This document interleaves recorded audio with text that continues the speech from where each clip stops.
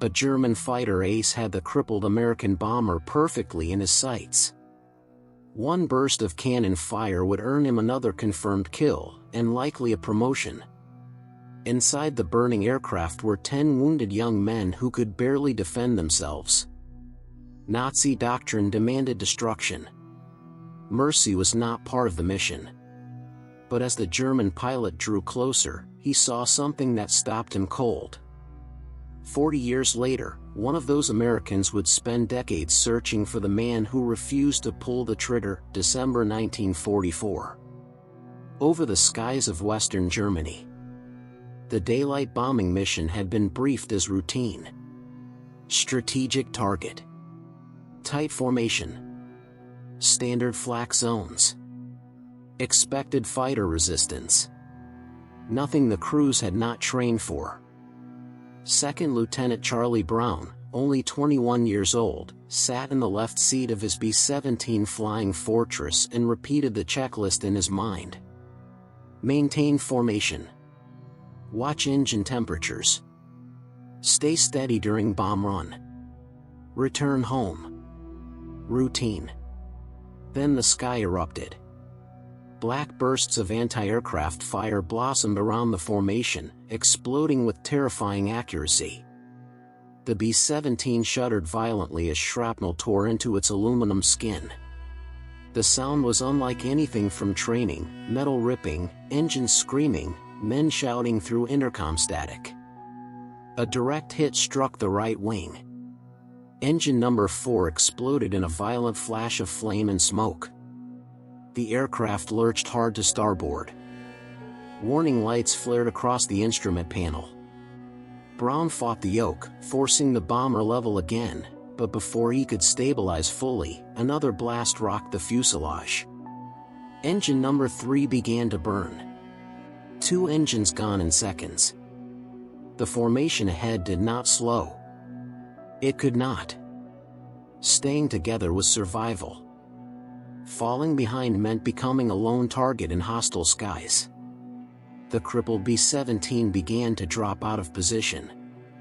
Inside the aircraft, discipline dissolved into controlled panic. The tail gunner had been struck by shrapnel. He slumped forward over his weapon, bleeding heavily. In the waist compartment, one gun jammed. Then another. The top turret reported limited movement. The radio operator struggled with damaged equipment. The radio sparked and hissed, then went silent. They had lost communication. The plane could barely maintain altitude. With 2 engines destroyed and structural damage across the fuselage, the Flying Fortress felt anything but invincible. The freezing December air tore through holes in the metal skin. Smoke from the burning engine drifted backward along the wing, threatening to spread. Brown's hands tightened on the controls. "Hold together," he muttered, to the plane, to himself, to the crew. The aircraft fell farther behind the formation. What had been dozens of bombers became distant shapes in the pale winter sky. Soon they were alone. Isolation in enemy airspace meant only one thing: fighters. The first German aircraft appeared as a dark silhouette cutting upward through the clouds. Then another. Messerschmitt Bf-109s, fast, agile, deadly. Inside the B-17, surviving gunners tried to prepare for defense. Ammunition belts were tangled. Hydraulic pressure fluctuated. The bomber's once formidable defensive network was crippled. One of the German fighters made a firing pass. Cannon rounds slammed into the fuselage, ripping new holes through the aluminum body. Glass shattered in the nose compartment. A crew member cried out. The aircraft shook violently but did not break apart. Brown forced it steady again. More fighters circled. Among them was a decorated Luftwaffe ace with over 30 confirmed aerial victories. His name was Franz Stigler. He had flown combat missions across multiple fronts. He had survived years of war in the sky. Each kill had been earned in violent seconds of precision and nerve. One more confirmed victory would strengthen his record and secure his promotion. And now, directly ahead of him, flew a wounded American bomber trailing smoke and fire. It was the kind of target pilots described as certain. Stigler maneuvered into position behind the B-17. Inside the crippled bomber, Brown saw him through fractured cockpit glass. The German fighter held steady, closing the distance with calculated patience. Brown understood immediately what this meant. They had no realistic defense left. The tail gunner was wounded. Several guns were inoperable. The aircraft struggled to climb. They were deep inside Reich territory. There would be no escort fighters arriving to save them. The crew braced for the inevitable burst of cannon fire that would rip through the cockpit and wing roots. Brown's thoughts raced, not of strategy, but of faces. The young men behind him. Their families. The training fields back in the United States. The assumption that skill and preparation could somehow control chaos. The Messerschmitt drew closer. Through his gun sight, Stigler could see the damage clearly now. The B-17's tail was shredded. Large sections of fuselage were torn open. He could see crew members moving inside, not manning weapons aggressively, but struggling to remain conscious. The tail gunner hung motionless. This aircraft was barely airborne. It was not maneuvering. Not fighting. Not even attempting evasive action beyond maintaining level flight. It was surviving by instinct alone. Stigler tightened his approach. Inside the bomber, silence fell between shouts and static. Every man waited for the impact, for the sudden, catastrophic end that had claimed so many crews before them. The German fighter moved within close range. Close enough to see the pilot's face. Close enough that one pull of the trigger would tear the American aircraft apart. Brown held the controls steady. There was no point in diving or banking sharply. The B-17 might disintegrate under stress. He chose the only option left: fly straight and hope for a miracle that war did not usually grant. The two aircraft now flew separated by only yards of frozen air. One pilot carried the authority of Nazi doctrine and the promise of promotion. The other carried 10 wounded men and a dying bomber barely clinging to the sky. Stigler's finger rested near the trigger. Through shattered glass and torn metal, he saw something unexpected inside the American plane.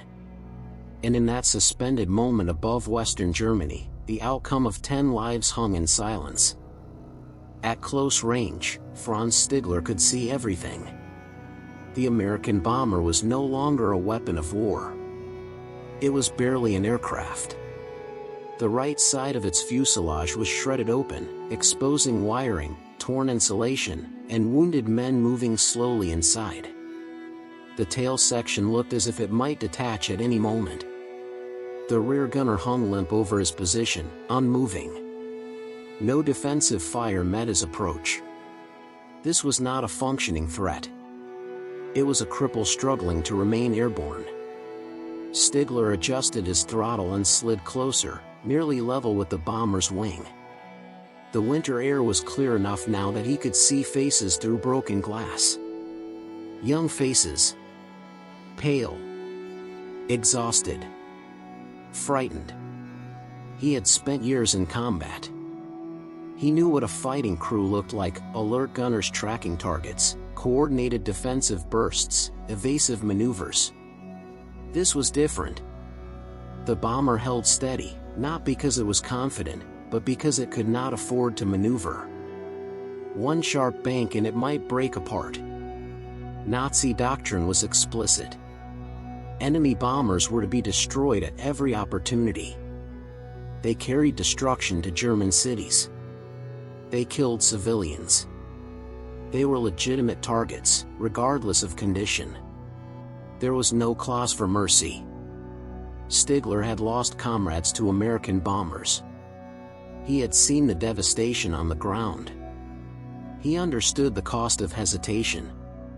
The Luftwaffe was under relentless pressure. Germany's air defenses were strained. Every confirmed kill mattered, for morale, for statistics, for survival within the hierarchy. He needed one more victory. One more, and his promotion would be secured. His finger rested lightly near the trigger. Through his gun sight, he could place a short burst directly into the cockpit. It would be over in seconds. The bomber would ignite, roll, and fall toward the earth in flames. Another tally mark. Another report filed. Instead, he found himself staring at the wounded tail gunner. The man was slumped, blood dark against his uniform. He was not firing. He was not even moving. Stigler felt something shift inside him, not weakness, but recognition. He remembered his former commander, a veteran fighter pilot who had mentored him early in the war. The man had spoken often of honor in aerial combat. "You fight armed opponents," he had said. "If I ever hear of you shooting a man in a parachute, I will shoot you myself." It had been a simple code. War was brutal enough. There were lines that defined a soldier from a butcher. Was this bomber still an armed opponent? Yes, technically. But practically, it was defenseless. Stigler flew closer, now almost wing to wing. He could see the American pilot in the cockpit, young, tense, gripping the controls with rigid focus. Their eyes met briefly across shattered canopies and opposing insignia. The American crew braced. Inside the B-17, Charlie Brown expected the flash of gunfire at any moment. He had seen German fighters finish off damaged bombers before. It was standard practice. Efficient. Ruthless. He had no illusions. He saw the German aircraft slide alongside them instead of behind. Confusion replaced terror. Why wasn't he firing? The Messerschmitt held steady at their left wing. The proximity was surreal, close enough that Brown could make out the pilot's expression. It was not aggressive. Not triumphant. It was calculating. Stigler studied the bomber's markings, its damage, its condition. He knew German anti-aircraft batteries were positioned ahead. If the B-17 continued on its current heading, it would fly directly over heavy flak concentrations near Bremen. Even if he spared them, ground gunners would not. He made a decision. Pulling slightly ahead, he gestured emphatically. He pointed north, away from major defensive positions, toward the North Sea. It was the only direction that might give the crippled bomber a chance to escape without further engagement. Inside the B-17, the crew stared in disbelief. Brown hesitated. Was this a trick? A maneuver to force them into a vulnerable position? But the German pilot did not reposition for attack. Instead, he resumed a parallel formation, maintaining a protective alignment. Then something extraordinary happened. German anti-aircraft crews below spotted the American bomber and the escorting Messerschmitt beside it. Unsure whether the bomber had been captured or forced down, they hesitated to fire. The unusual formation created confusion. Stigler had effectively shielded the enemy aircraft. For several long minutes, the two planes flew together, an impossible pairing against the pale winter sky. One bearing the black cross of the Luftwaffe. The other marked with the white star of the United States Army Air Forces. Inside the American bomber, no one spoke. They simply flew. The burning engine continued to smoke, but the flames had diminished. The aircraft remained fragile, unstable, wounded, yet still alive. Stigler knew the risk he was taking. If reported, such behavior could trigger investigation. Questions would be asked. Why had he not fired? Why had he flown in formation with the enemy? Cowardice was punishable. Sympathy for the enemy could be interpreted as disloyalty. But in that moment, he did not see propaganda. He saw men. When they approached the edge of German-controlled airspace, Stigler made his final choice. He pulled slightly ahead of the bomber and looked once more toward the cockpit. Then he raised his hand in a brief salute. It was not a gesture of alliance. It was a gesture of respect. Moments later, he banked away sharply and disappeared into the gray horizon. Inside the B-17, silence lingered. No bullets had been fired. No explosion had torn them apart. Against every expectation, against doctrine, against the brutal arithmetic of total war, 10 American airmen were still alive. And neither pilot fully understood the consequences that would follow. The moment Franz Stigler disappeared into the gray winter horizon, reality rushed back in. Charlie Brown's hands were still gripping the controls when he realized they were alone again, truly alone this time. No escort. No protection. Just a dying bomber limping toward the North Sea with 2 engines gone and 10 shaken men inside. No one spoke for several long seconds. Finally, the co-pilot broke the silence. Why didn't he shoot? It was not a question anyone could answer. The B-17 struggled onward, barely maintaining altitude. The wounded crew members were stabilized as best as possible. The radio remained unreliable, but eventually they picked up faint signals from friendly airspace. Every minute in the air felt borrowed. Brown replayed the encounter in his mind over and over. The German fighter pulling alongside. The gesture pointing north. The escort through flak territory. The salute. It made no sense within the logic of war. Enemy pilots did not spare crippled bombers. Not in 1944. Not over Germany. When they finally crossed into Allied-controlled airspace and began their descent, the exhaustion hit all at once. The landing was rough but survivable. Emergency crews rushed toward the aircraft as it rolled to a stop. Medical teams pulled the wounded tail gunner from his position. Mechanics stared at the shredded fuselage in disbelief. "How did this thing stay up?" one of them muttered. Brown climbed down from the cockpit ladder slowly, legs trembling, not from fear anymore, but from delayed shock. During debriefing, intelligence officers asked routine questions. Flak intensity? Fighter engagement? Losses in formation? Brown described the anti-aircraft damage. The failed engines. The German fighters. Then he paused. He knew what he was about to say sounded impossible. "One of them didn't fire," he said carefully. "He came alongside us. Escorted us out." The room went quiet. The intelligence officers studied him closely. "Escorted?" "Yes, sir." There was a long silence before the officer responded. "You will not include that detail in your official report." Brown blinked. "Sir? If word spreads that German pilots are showing mercy, it affects morale. It complicates narratives. It creates confusion." The officer's voice hardened. "You were attacked. That's the record. It wasn't a threat, not openly. But the implication was clear. War depended on certainty. On clean divisions between enemy and ally. Mercy blurred those lines." Brown nodded. He told his crew later that day, "We keep this between us." Not because they were ashamed, but because they understood how fragile such a story sounded. Across the front lines, Franz Stigler landed at his base and taxied toward the dispersal area. Ground crew approached routinely.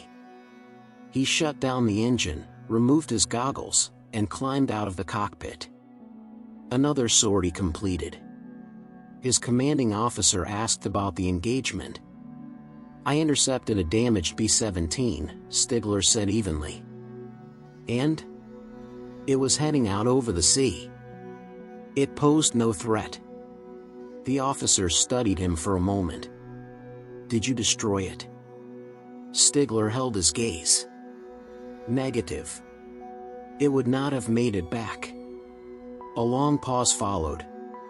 The Luftwaffe was not in a forgiving mood in late 1944.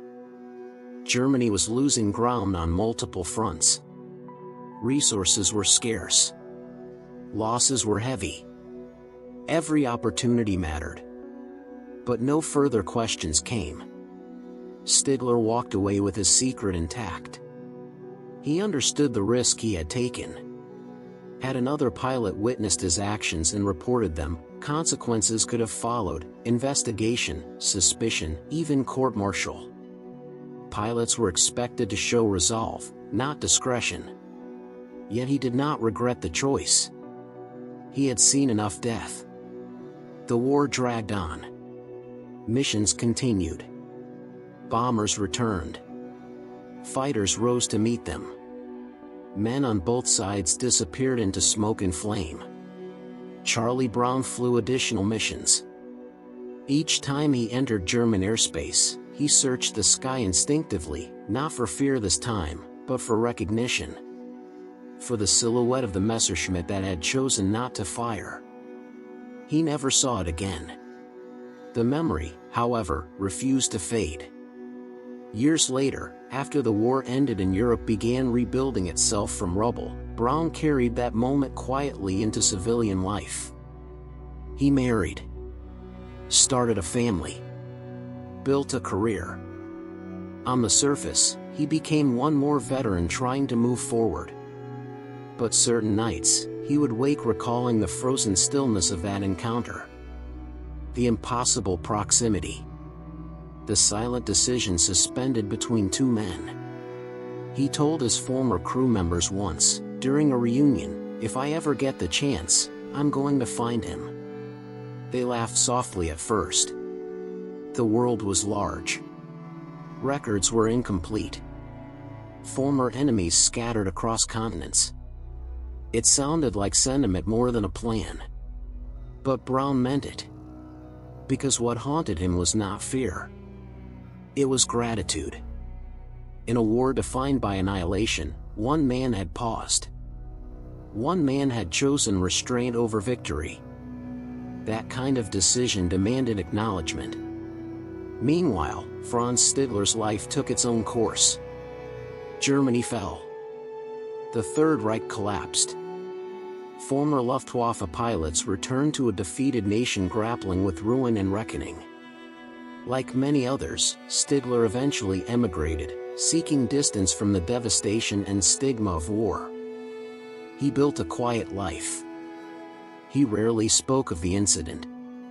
Not because he had forgotten, but because it defied easy explanation. In a conflict measured by destruction, mercy sounded almost naive. Yet he, too, remembered the American pilot's face. Young. Determined. Refusing to abandon his crew. Two men had looked at each other across enemy lines and recognized something human. Decades passed. The world changed. Cold War tensions replaced open battle. New generations grew up with only textbooks to explain what had once been survival. But for Charlie Brown, the memory remained unfinished. Somewhere out there, the German pilot was living his life, perhaps unaware that 10 men owed him theirs. Brown decided it was time to stop wondering and start searching. 40 years is a long time to carry a question. By the late 1980s, Charlie Brown was no longer the young lieutenant gripping the controls of a burning bomber over Germany. His hair had turned gray. His children were grown. The war existed now in history books, documentaries, and carefully framed memories. But one memory had never settled. He had survived missions, returned home, built a life, yet the face of the German fighter pilot who refused to shoot him remained vivid. Not as an enemy. Not even as a mystery. As a debt. Brown had once told his crew he would find the man if he ever got the chance. For years, that promise lingered quietly in the background of ordinary life. Then one day, he decided that wondering was no longer enough. He began searching. The process was painstaking. Brown contacted veteran associations in the United States and Germany. He wrote letters to former Luftwaffe groups. He submitted notices to aviation history publications describing the encounter in careful detail, the date, the damaged B-17, the gesture toward the North Sea. Responses trickled in slowly. Most led nowhere. Records were incomplete. Pilots had died. Units had disbanded. Memories faded. The war had scattered men across continents. Still, Brown persisted. Each letter carried the same simple question. Were you the pilot who escorted a crippled B-17 out of German airspace in December 1944? Months passed. Then, finally, a reply arrived. It came from Canada. The letter was brief but unmistakable. The writer described intercepting a severely damaged American bomber near Bremen. He mentioned seeing wounded crew members. He described pointing north. He recalled flying alongside the aircraft to protect it from anti-aircraft fire. The name signed at the bottom was Franz Stigler. For a long time, Brown simply stared at the paper. After 4 decades, the unknown face in the sky had a name and a living address. Stigler had emigrated to Canada after the war. He had built a new life, far from the ruins of Europe. He had rarely spoken publicly about the incident. To him, it had been a private decision made in a private moment. The two men began corresponding. Their letters were careful at first, respectful, restrained. Each wanted to confirm details without overstepping memory. Dates were compared. Locations clarified. Gradually, certainty replaced doubt. They agreed to meet. When the day finally arrived, the setting was simple. No grand ceremony. No military spectacle. Just 2 elderly men standing face to face. Charlie Brown was in his 60s. So was Franz Stigler. The uniforms were long gone, replaced by civilian jackets and steady, aging hands. For a brief moment, neither spoke. Then they stepped forward and shook hands. The gesture felt heavier than any salute exchanged in the sky decades earlier. They studied each other with quiet recognition, not as symbols of opposing nations, but as survivors of the same unforgiving war. "You were so close," Brown said softly. "I thought we were finished." Stigler nodded. "You were not fighting anymore." They sat together and talked for hours. Not about politics. Not about victory or defeat. Not about ideology. They spoke about fear. About being 20 years old and responsible for lives. About watching friends disappear in fire and smoke. About the weight of decisions made in seconds. Stigler explained what he had seen through his gun sight: the wounded tail gunner, the shattered fuselage, the absence of defensive fire. He told Brown about his former commander's code, about fighting armed opponents, not slaughtering the defenseless. Brown listened carefully. He admitted that during those long minutes in the air, he had prepared to die. He had braced for the burst of cannon fire that never came. "What made you do it?" Brown asked. Stigler paused before answering. "I saw men," he said simply. That answer carried more weight than any strategic explanation could. Over time, their meeting turned into friendship. They attended events together. Shared stories. introduced each other to family members. The former American bomber pilot and the former German fighter ace, once separated by ideology, now connected by memory. Their bond puzzled some observers. How could former enemies become friends? But for them, the question was simple. They had seen each other not at their strongest, but at their most vulnerable. One had held the power to kill. The other had accepted the possibility of death. And in that suspended moment, humanity had outweighed hatred. The decision in the sky had lasted only minutes. Its consequences lasted a lifetime. 10 American airmen returned home because a German pilot chose restraint. Families were built. Children were born. Generations followed. Stigler never sought recognition for his action. He did not consider it heroic. To him, it had been a matter of honor, a line he refused to cross. Brown never forgot the debt. When asked years later what the encounter meant, Brown reflected quietly. "War is full of destruction," he said. "But sometimes, even there, you find decency." The two men remained friends until the end of their lives. What had begun as a routine combat mission in December 1944 became something far larger than survival. It became a reminder that even in total war, in a conflict defined by ideology, brutality, and industrial-scale death, individual choices still mattered. One pilot could choose to pull the trigger. Or not. In the frozen skies over Germany, Franz Stigler chose not to. And because of that decision, 10 lives continued, and a story endured that would outlive the war itself. Even in the darkest chapters of history, humanity can still survive.